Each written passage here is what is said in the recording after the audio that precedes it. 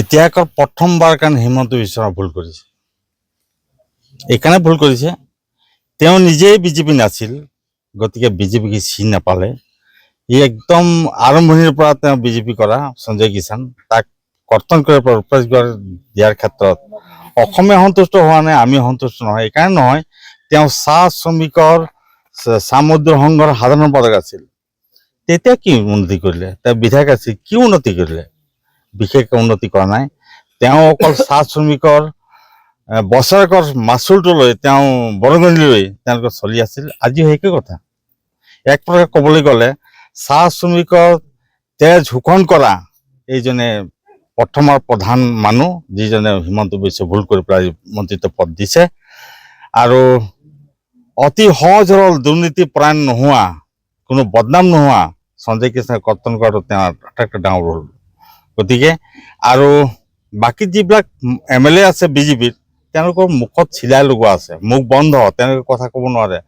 এটা 5 বাৰৰ বিধায়ক ৰূপজ্যোতি কুৰ্মী, তেওঁক মন্ত্ৰিত্ব পদ দিব নোৱাৰিলে। জানে হিমন্তই যে ই অলপমান 5 বাৰ সি বিধায়ক হৈছে, গতিকে তেওঁ কিছু কথা জানে, বিধানসভাত কথা ক'ব, সেইকাৰণে তাক কৰ্তন কৰি দিয়া হ'ল। আচলতে চাহ শ্ৰমিকৰ আজি এনেই চাবলৈ গ'লে নাম কাটি পইচা, যাক আমি PF পইচা বুলি কওঁ, তাক 3বাৰকে আমাৰ কংগ্ৰেছ দল দি দিছে। এইবাৰ তেওঁলোকে 2বাৰ দিয়াৰ ব্যৱস্থা কৰিছে। আৰু এটা অতি আচৰিত কথা, অসমত 130টা হাইস্কুল বনাইছে, মডেল স্কুল।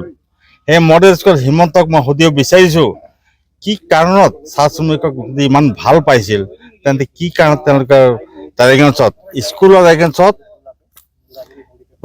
এপইণ্টমেণ্ট নহ'ল? এতিয়া যিবিলাক হাইস্কুল আছে, মডেল স্কুল আছে, সেই স্কুলবিলাক য'ৰ ত'ৰ পৰা শিক্ষক আনি পেলাই তেওঁ নিযুক্তি দিছে। গতিকে এটা সময়ত তেওঁ চাহ শ্ৰমিকসকলক এনেকৈ ধৰণে অৰ্ডাৰ দিব, য'ৰ স্কুলৰ পৰা আহিছে তালৈ যাব লাগে, তেতিয়া স্কুল খালী হৈ যাব, গৰু গোৱালি হৈ যাব। এই কামেই কৰিছে। গতিকে চাহ জনগোষ্ঠীৰ কাৰণে ভাল চিন্তা কৰা হিমন্ত কেতিয়াও নহয়, কোনো কালেই নহ'ব। আজি মুখ্যমন্ত্ৰী হিচাপে আজি অকল চাহ শ্ৰমিকৰ এই কথা, তেওঁ জনজাতি বিৰোধী কামো কৰিছে। গতিকে এই মৰাণ জনগোষ্ঠীৰ বিৰুদ্ধেও কাম কৰিছে। গতিকে মৰাণ জনগোষ্ঠীৰ এতিয়া ডেভেলপমেণ্ট কাউন্সিল 2-4 পইচা পাইছে, ডেভেলপমেণ্ট হৈছে বেলেগ কথা। কিন্তু মই এনেকুৱা স্কুল দেখিছোঁ প্ৰায় 50-60 বছৰ হৈ গৈছে, যেনে কৰ্দৈগুৰি হাইস্কুল আজিৰ গভৰ্ণমেণ্ট হোৱা নাই। গতিকে সকলো জনগোষ্ঠীক তেওঁৰ ভাল কৰা বা উন্নয়ন কৰা, সেইটো তেওঁ হিন্দী ভাষীসকলক তেওঁ ভাল পায়। কিন্তু হিন্দী ভাষীসকলক ভাল মন্ত্ৰিত্ব দিয়ে, আৰু ভাল তেওঁলোকৰ চিণ্ডিকেট থকা মানুহবিলাকক তেওঁ হিন্দী ভাষীবিলাকক তেওঁ মন্ত্ৰী দিয়ে। গতিকে এই যে বেয়া দিন আহিলে এইবিলাক চিন্তা চৰ্চা কৰে। গতিকে তেওঁ অহা 26ত তেওঁ মুখ্যমন্ত্ৰিত্ব পদ যাবই, বিজেপি শাসনত নাথাকিব। ৰাইজে বুজি পালে, মূল্যবৃদ্ধিকে ধৰি বিভিন্ন কথা। গতিকে এইখিনি দীঘলীয়া মই নকৰোঁ। গতিকে হিমন্তক এটা সকীয়াই দিছোঁ, আজি তেওঁক সঞ্জয় কিষাণক কৰ্তন কৰিছে। অকল তেনে কথা নহয়, ৰামেশ্বৰ তেলীও কৰ্তন কৰিছে। এবছৰীয়া তেওঁ ৰাজ্যসভা। গতিকে তেওঁ যেনেকৈ ধৰণে কিক আউট কৰিছে, মানুহ বুজি পাইছে, অসমৰ মানুহ বুজি পাইছে।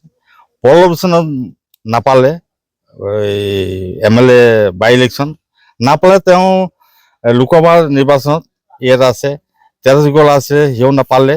গতিকে কামাখ্যা এতিয়া সেইদিনা আচলতে পবিত্ৰ মাৰ্ঘেটা, তেওঁ কোনো ইলেকশ্যনত জিকা নাছিল। ৰাজ্যসভালৈ গৈ পেলাই তেওঁ ভাল মন্ত্ৰিত্ব পদ পালে। কিন্তু কামাখ্যা তাত দুবাৰকে লোকসভাত নিৰ্বাচন হোৱা মানুহজনক দিয়া নহ'ল। লোকসভাত বঞ্চিত কৰা হ'ল, ৰাজ্যসভাতো বঞ্চিত কৰিছে। গতিকে এইটো এটা টোপ ৰামেশ্বৰ তেলীক দিয়াতে। গতিকে এই যে চাহ জনগোষ্ঠীসকলক তেওঁ এটা সময়ত কৈছিলে সবকা সাথ সবকা বিকাশ, সেইটো হোৱা নাই। চাহ শ্ৰমিকক তেওঁ 351 টকা হাজিৰা দিম বুলি কৈছে। কৰি দেখাওক হিমন্ত বিশ্বৰ হিম্মত যদি আছে। চাহ শ্ৰমিকৰ 351 টকা হাজিৰা দিম বুলি কোৱা মানুহজন এতিয়া নিচুপ। আৰু যিসকল বিধায়ক আছে তেওঁলোকে চুপচাপ মুখত চিলাই লগোৱা। গতিকে এই ধৰণে কাম তেওঁলোকে কৰিছে। গতিকে ইয়াৰ শিক্ষা অহা 26ত দিয়া হ'ব।